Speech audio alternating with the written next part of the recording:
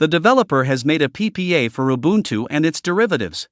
So, installation won't be a big deal. To install it, run the following commands one by one.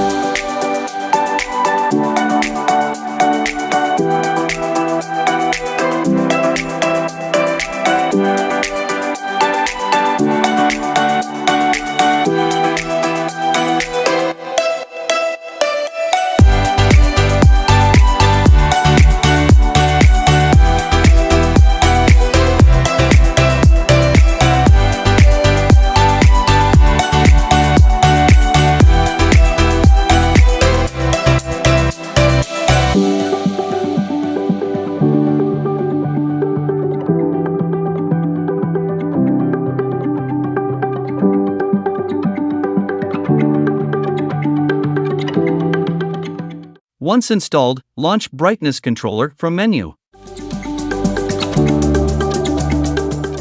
Just move the vertical sliders up or down to adjust the brightness.